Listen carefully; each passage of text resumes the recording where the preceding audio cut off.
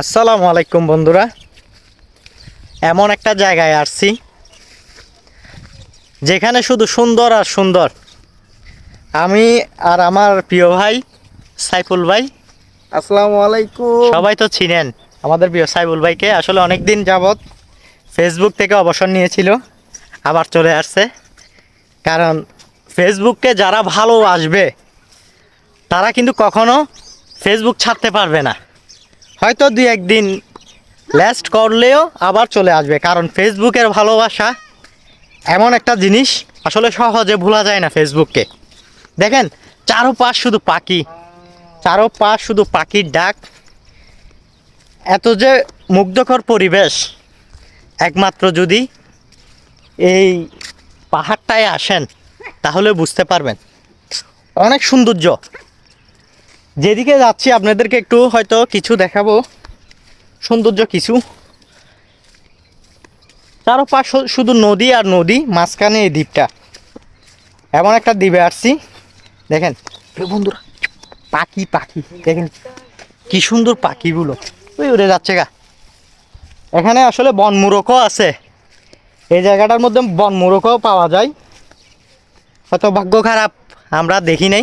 এই দেখেন পাখি উড়ে যাচ্ছে গা। অনেক সৌন্দর্য বন্ধুরা, চারোপাশ শুধু একটু ঘুরে দেখলে দেখবেন। দেখেন অনেক সৌন্দর্য। আপনারা এই ভিডিওটা যারা দেখবেন, আশা করি আপনারা এই সৌন্দর্যটা অবশ্যই উপভোগ করতে পারবেন। নিজেরা করবেন, অন্যকে করার সুযোগ দিবেন। হ্যাঁ, আপনারা সবাই নিজেরাও দেখবেন এই ভিডিওটা, অন্যজনকেও দেখার সুযোগ করে দেবেন।